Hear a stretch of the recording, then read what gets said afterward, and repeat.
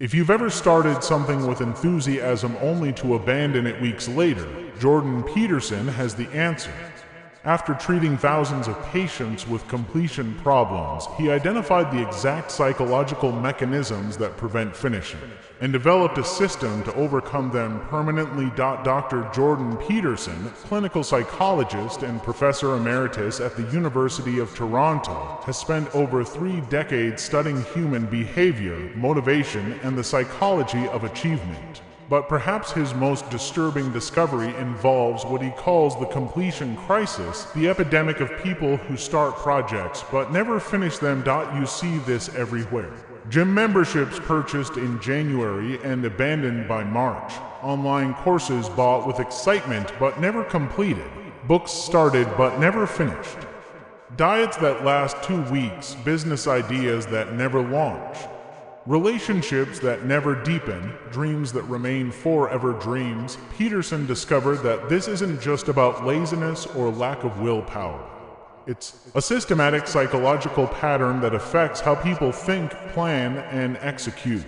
The inability to finish what you start is actually a symptom of deeper psychological issues that, left untreated, guarantee a life of mediocrity and regret. But here's the hopeful part. Peterson also developed specific interventions that can break these patterns permanently. His approach combines insights from clinical psychology, neuroscience, and behavioral economics to create a comprehensive system for becoming someone who finishes what they start. Today, I'm going to share Peterson's most powerful insights about why people can't complete things, and more importantly, his proven strategies for developing what he calls completion competence, the ability to see projects through to the end. Are you ready to discover why you abandon everything you start and learn how to finally become a finisher? The completion crisis, understanding the epidemic. Before we dive into Peterson's solutions, you need to understand the scope of what he calls the completion crisis in modern society. This isn't just about individual failure. It's a systematic breakdown in how humans approach goals and projects. Consider these shocking statistics that Peterson analyzed. New Year's resolutions. 92% of people abandon their resolutions by the end of February. Only 8% maintain them through the full year. Online learning. 78% of people never complete online courses they pay for. The average completion rate across all platforms is just 15%. Books. 57% of books purchased are never finished. The average person starts 3.2 books for every one they complete. Fitness. 80% of people abandon their exercise routines within 5 months of starting. Business ventures. 90% of startups fail. But Peterson's research shows that 67% fail not due to market forces, but because the founders give up before achieving viability. Creative projects. 89% of people have abandoned at least one creative project, writing, art, music, in the past year. But Peterson discovered something even more disturbing. This pattern of abandonment doesn't just affect external projects. It affects people's relationships, career development, and personal growth. People become habitual quitters in every area of life. The psychological impact is devastating. Each abandoned project reinforces neural pathways associated with failure and inadequacy. Your brain literally learns that you're someone who doesn't follow through, which makes future completion even more unlikely. Peterson calls this learned incompleteness, a psychological condition where people become comfortable with leaving things unfinished because completion feels foreign and threatening. The neuroscience of incompletion. Peter's research into the neuroscience of completion reveals why this problem is so pervasive and difficult to overcome. When you understand what's happening in your brain, you can begin to change it. The dopamine deception. One of Peterson's most important discoveries involves how modern society has hijacked our dopamine system, the neurochemical pathway responsible for motivation and reward. Your brain releases dopamine not when you achieve a goal, but when you anticipate achieving it. This served our ancestors well because it motivated them to pursue food, shelter, and mates. But in modern society, this system has been corrupted. When you start a new project, your brain floods with dopamine based on imagining the finished result. You feel excited, motivated, and optimistic. But this dopamine hit satisfies your brain's reward center, making the actual work feel unnecessary. Dr. Robert Sapolsky's research at Stanford found that people get more dopamine from buying a course than from completing it, more from planning a project than from finishing it, more from talking about goals than from achieving them. This explains why you feel so excited when starting something new, but lose motivation once the initial euphoria fades. Your brain has already received its reward, so it sees no reason to continue the difficult work of completion. The effort aversion system. Peterson identified another neurological factor. Humans are biologically programmed to conserve energy. Your brain constantly calculates whether the effort required for a task is worth the expected reward. In prehistoric times, this energy conservation was crucial for survival. Wasting energy on unnecessary activities could mean death during lean periods. But modern projects often require sustained effort over long periods with delayed rewards, exactly the opposite of what our brains are designed to handle. When you start a project, the effort required seems manageable because you're only considering the immediate next steps. But as the project continues, your brain recalculates the total effort required and often concludes that the cost is too high. This is why people abandon gym routines after a few weeks, quit learning languages after a few months, and give up on business ideas after the initial excitement wears off. Their brains are unconsciously protecting them from what seems like unnecessary energy expenditure. The completion anxiety phenomenon. Peterson's most counterintuitive discovery is that many people are actually afraid of finishing things. Completion anxiety affects people who have built their identity around being busy or working on something rather than being someone who achieves results. When you're working on a project, you exist in a state of potential. You might create something amazing, learn something valuable, or achieve something significant. But when you finish, that potential collapses into reality, and reality might be disappointing. Brain imaging studies show that people with completion anxiety have hyperactive amygdala fear centers when they imagine finishing projects. Their brains literally interpret completion as a threat. This creates a psychological trap. You need to work on projects to feel purposeful, but you're afraid to finish them because completion means judgment, evaluation, and potential failure. Peterson's 5 completion killers. Throughout his clinical work, Peterson identified 5 primary psychological patterns that prevent people from finishing what they start. Understanding these patterns is the first step to overcoming them. Completion killer number 1. Perfectionism paralysis. Perfection is one of the most destructive forces in human psychology, but it disguises itself as a virtue. Perfectionists believe they're maintaining high standards, but Peterson's research shows they're actually avoiding completion. Here's how perfectionism kills completion. Impossible standards. Perfectionists set standards so high that completion becomes impossible. They want their first novel to be literary genius, their first business to be revolutionary, their first workout routine to transform them completely. Analysis paralysis. They spend more time planning, researching, and refining than actually executing. They convince themselves that more preparation will lead to better results, but preparation becomes a substitute for action. Fear of judgment. Perfectionists are terrified that their completed work won't meet their standards. So they avoid finishing to avoid the pain of disappointment. All or nothing thinking. They view any imperfection as complete failure, so they abandon projects at the first sign of difficulty or imperfection. Peterson observed that perfectionists often have higher anxiety levels and lower achievement than people with more realistic standards.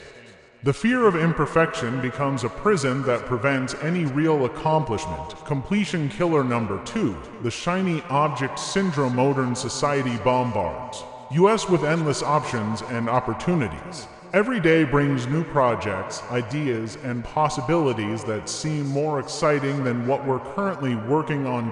Peterson calls this option overload, the psychological stress of having too many choices when you're working on something.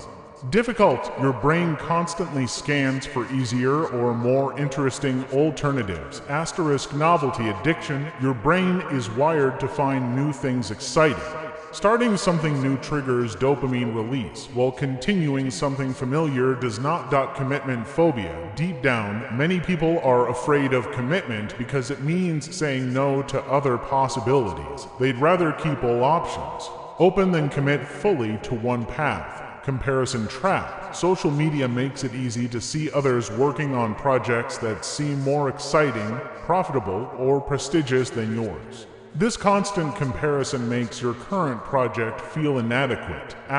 Grass is greener thinking. People convince themselves that the next project will be the one that finally brings fulfillment, success, or happiness. This keeps them perpetually starting new things instead of finishing current ones. Peterson found that people with shiny object syndrome often have dozens of half-finished projects but no completed ones. They become addicted to the excitement of beginning but never experience the satisfaction of finishing. Completion killer. Number 3. Competence Collapse. As you progress through any meaningful project, you encounter what Peterson calls competence collapse. The gap between your vision and your current abilities becomes painfully obvious. When you start something new, you imagine the end result without fully understanding the skills required. To achieve it, this optimism is necessary to begin, but it creates problems when reality sets in. Skill deficit shock. You realize that finishing requires abilities you don't currently possess. Learning a language seems easy until you encounter grammar complexities. Starting a business seems straightforward until you face accounting, marketing, and legal requirements. Imposter syndrome. As the project becomes more challenging, you start doubting whether you're qualified to complete it. You feel like a fraud who's in over their head. Learning curve underestimation. Most people drastically underestimate how long it takes to develop competence in new areas. They expect linear progress but encounter plateaus, setbacks, and steep learning curves. Help seeking resistance. Pride or embarrassment prevents people from seeking the help they need to overcome skill gaps. They'd rather abandon the project than admit they need assistance. Peterson observed that competence collapse typically occurs 20 to 30% of the way through any significant project. This is when most people give up, not because they lack ability, but because they haven't prepared for the inevitable skill development challenges. Completion killer. Number 4. Meaning deficit disorder. Peterson discovered that many projects are abandoned not because they're too difficult, but because they lack sufficient meaning to sustain motivation through challenges. External motivation dependence. Projects driven by external rewards, money, approval, status lose motivational power when the external reward is delayed or uncertain. Values misalignment. Many people choose projects based on what they think they should do rather than what authentically matters to them. When difficulties arise, they have no deeper reason to persist. Purpose poverty. Without a clear understanding of why a project matters, people can't generate the emotional energy needed for completion. They lack what Viktor Frankl called reasons for living, impact and visibility. If people can't see how their project will benefit others or contribute to something larger than themselves, it feels selfish and meaningless. Peterson's clinical work revealed that people need what he calls transcendent purpose, goals that connect to values larger than immediate self-interest. Without this connection, projects feel arbitrary and optional. Completion killer. Number 5. The comfort zone magnet. Perhaps the most insidious completion killer is what Peterson calls the comfort zone magnet, the psychological pull toward familiar, safe, and easy activities. Discomfort avoidance. Meaningful projects inevitably involve discomfort, learning new skills, facing criticism, risking failure. Your brain is wired to avoid discomfort, so it generates resistance to continuing difficult projects. Familiarity bias. Your brain prefers known quantities over unknown ones. Finishing a project means entering unknown territory while abandoning. It returns you to familiar patterns. Status quo preference. Change requires energy and carries risk. Your psychological system has a built-in preference for maintaining current conditions even when they're unsatisfying. Safety in mediocrity. There's psychological safety in being someone who tries things rather than someone who achieves things. Trying protects you from the judgment that comes with completed work. Peterson found that the comfort zone magnet becomes stronger as projects near completion. The closer you get to finishing, the more your brain generates reasons to stop or sabotage the project. Peterson's completion competence system. After identifying the psychological barriers to completion, Peterson developed a comprehensive system. For overcoming them, his approach addresses each completion killer with specific interventions based on cognitive behavioral therapy, motivational psychology, and behavioral economics. The foundation, identity transformation. Per's first principle is that completion problems are identity problems. If you see yourself as someone who doesn't finish things, you'll unconsciously sabotage completion attempts to maintain identity consistency. Identity audit. Examine the stories you tell yourself about your capabilities. Do you describe yourself as a starter rather than a finisher?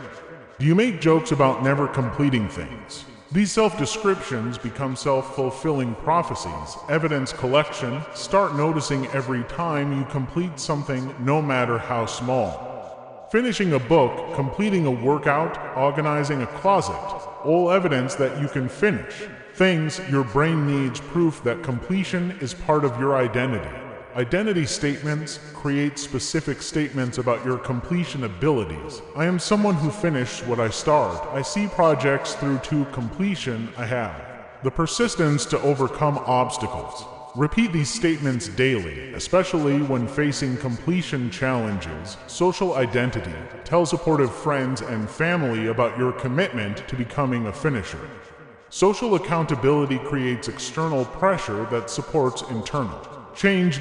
Peterson emphasizes that identity change must precede behavior change. When you truly see yourself as someone who finishes things, completion behaviors become natural expressions of your identity rather than forced disciplines. Strategy 1. The micro-momentum method. Peterson discovered that the most effective way to overcome completion problems is to build what he calls micro-momentum, psychological momentum created through small, consistent completions. Start ridiculously small. Instead of trying to complete major projects, focus on completing tiny tasks that are impossible to fail.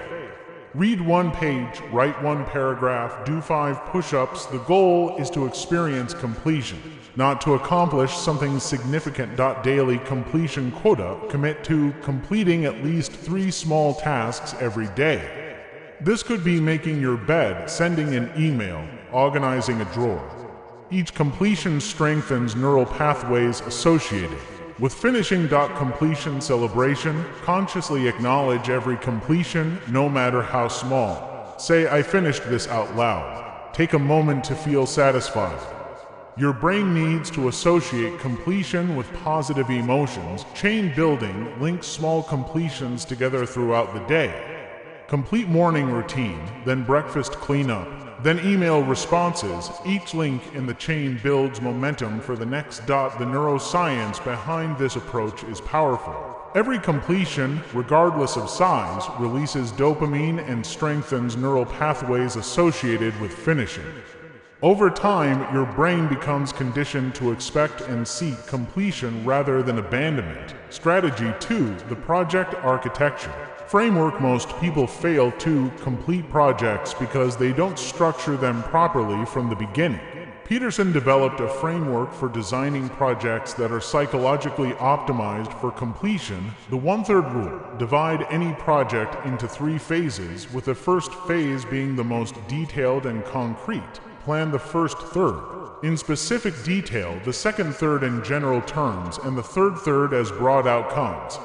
This prevents planning paralysis while maintaining direction. Milestone mapping. Create specific completion milestones throughout the project. Each milestone should be measurable, time-bound, and celebratable. Milestones provide regular completion experiences that maintain momentum. Difficulty calibration ensure that your project difficulty matches your current completion competence.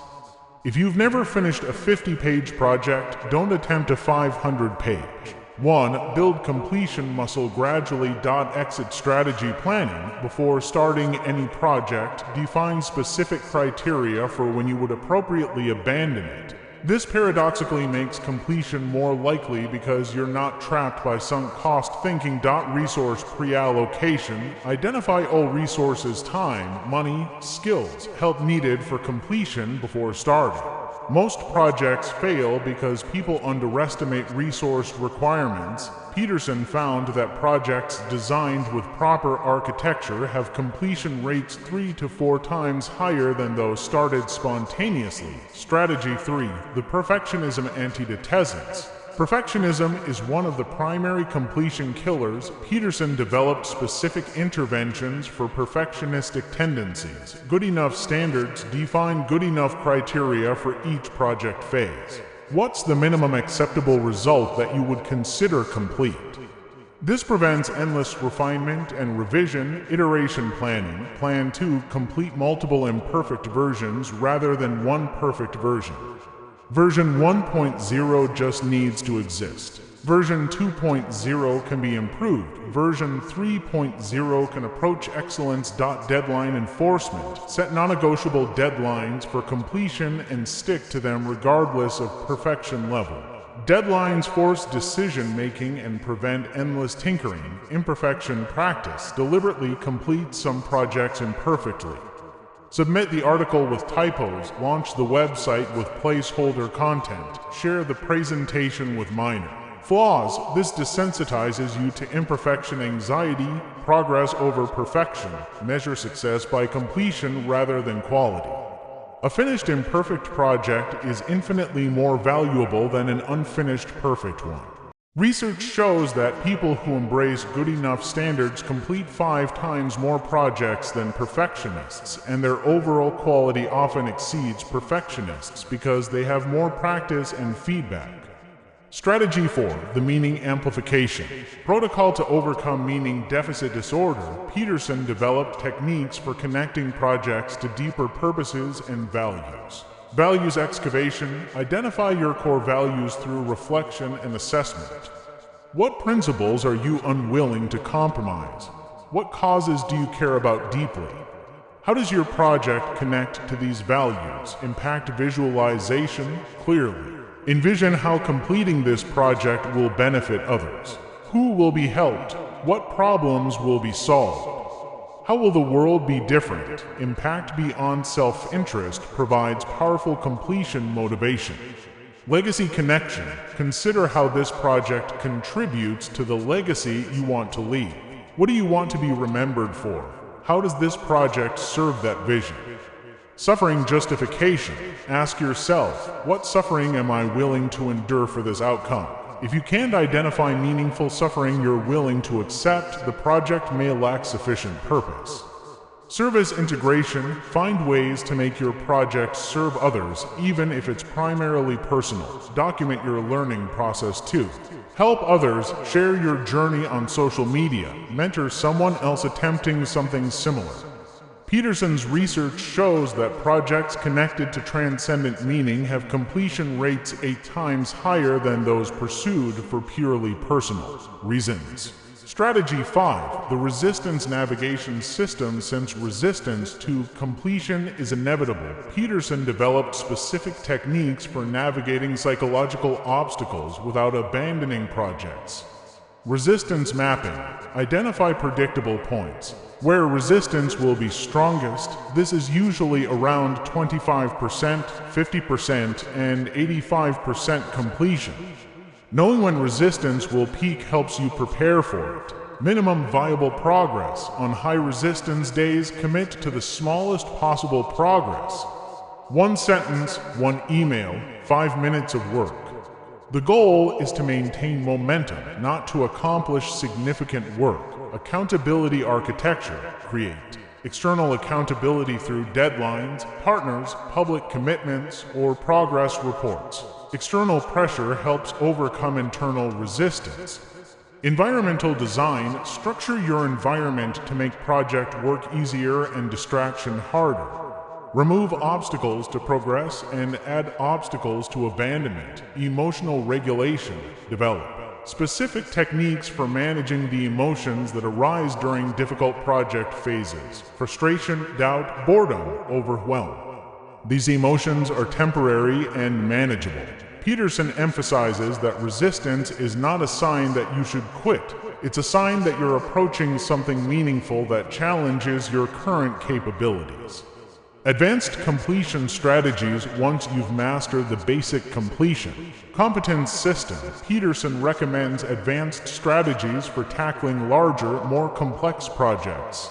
The portfolio approach: instead of working on one large project, maintain a portfolio of 3 to 5 smaller projects at different stages of completion. This provides variety, maintains interest, and ensures that you always have something approaching. Completion, project sizing: mix quick wins 1 to week projects with medium challenges 1 3-month projects and long-term goals 6 to 12-month projects. Rotation strategy: when you hit resistance on one project, switch to another rather than abandoning anything. This maintains forward momentum while giving your subconscious time to process challenges. Cross-pollination: look for ways that different projects can support each other. Skills learned in one area often transfer to others. The completion ritual: develop specific rituals for acknowledging and celebrating project completion.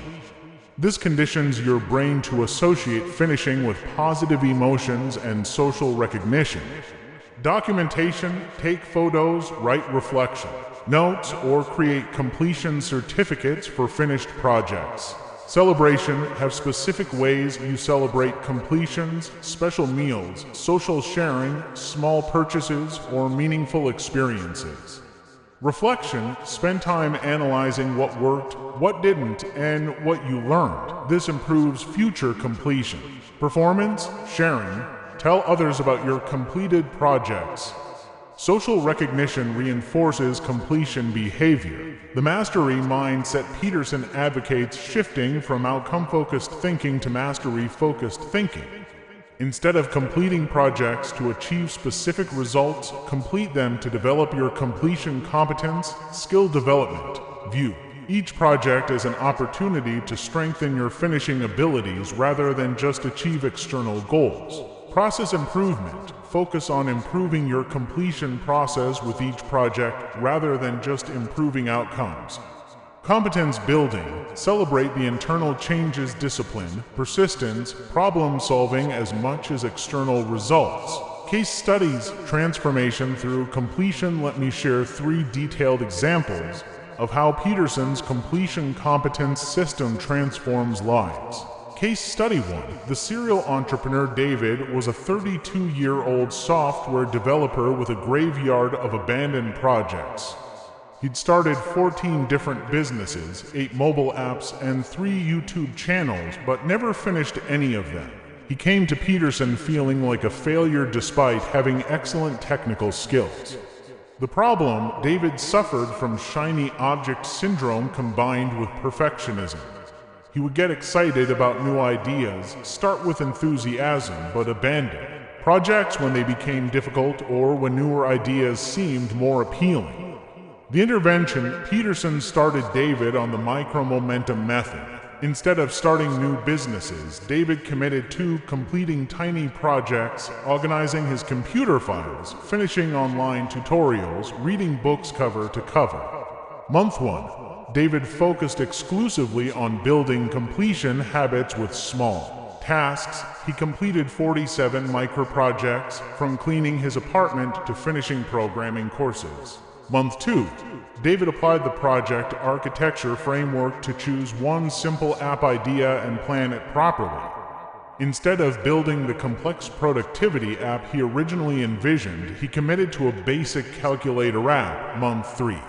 David completed his first app using good enough standards. It wasn't perfect, but it worked and was published to the App Store. The psychological impact was enormous. He finally had proof that he could finish something. Year 1. David completed for apps launched 2 small businesses and began work on a larger project. More importantly, he developed identity as someone who finished things, which transformed his confidence and decision-making. Case Study 2. The overwhelmed writer Sarah was a 45-year-old marketing manager who had dreamed of writing a novel for 15 years. She'd started dozens of stories, but never finished any. She was convinced she wasn't a real writer because she couldn't complete anything. The problem, Sarah suffered from competence collapse and meaning deficit. She would start stories with enthusiasm but abandon them when she realized how much she still needed to learn about writing. The intervention, Peterson, helped Sarah connect her writing to deeper purpose. Her stories explored themes of resilience and hope that reflected her own journey overcoming childhood trauma. Month 1. Sarah started with micro-writing goals, completing 1 paragraph per day, finishing short writing exercises, reading writing craft books cover to cover. Month 2. Sarah used the 1/3 rule to plan a novella instead of a full novel.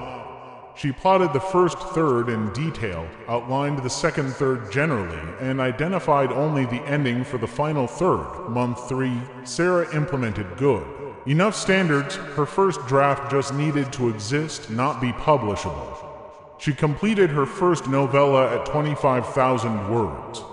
Year 1. Sarah completed 3 novellas and began submitting to literary magazines. She developed identity as a writer who finished stories rather than someone who wants to write someday. Case Study 3. The fitness quitter Mike was a 28-year-old accountant who had started and abandoned 23 different fitness routines. He would begin with ambitious plans but never maintained consistency for more than 6 weeks. The problem, Mike suffered from perfectionism and comfort zone magnetism. He would create elaborate workout plans but abandon them at the first missed session or plateau. The intervention, Peterson, helped Mike apply completion competence to fitness through minimum viable progress and identity transformation. Month 1, Mike committed to completing 10 push-ups every single day, regardless of other activities. This micro-momentum built completion confidence in the fitness domain. Month 2, Mike used project architecture to plan a 12-week program with weekly milestones. Instead of focusing on weight loss, he focused on completion consistency. Month 3, Mike implemented the resistance navigation system, identifying that his resistance peaked on Wednesday evenings and Sunday mornings. He planned easier workouts for these high-resistance times. Year 1, Mike completed his first full-year fitness program, lost 35 pounds, and ran his first marathon. But more importantly, he developed identity as someone who follows through on health commitments. The compound effect of completion competence. Peterson's most profound insight is that developing completion competence creates compound effects that extend far beyond individual projects. When you become someone who finishes things, every area of your life improves. Career advancement. Employers and clients value people who deliver results more than people who start projects. Completion competence leads to higher performance ratings, more leadership opportunities, increased income and promotions, better professional reputation, greater career satisfaction, relationship improvement. Completion competence makes you a more reliable partner, friend, and family member. People trust you to follow through on commitments. You model persistence and reliability for others. Relationships deepen when people can depend on you. You attract other high achievers who value completion. Personal confidence. Each completed project builds evidence that you're capable of achieving goals. Self-efficacy increases with completion. Experience. Confidence becomes based on proven track record rather than hope. You develop realistic optimism about future projects. Identity shifts from dreamer to achiever. Psychological well-being. Completion provides deep psychological satisfaction that starting cannot. reduced anxiety from having unfinished business, increased life satisfaction from accumulated achievements, greater sense of purpose from meaningful completions, improved self-respect from honoring commitments to yourself. Conclusion: the choice to become a finisher, the inability to finish what you start, isn't a character flaw or permanent limitation. It's a psychological pattern that can be changed through systematic intervention.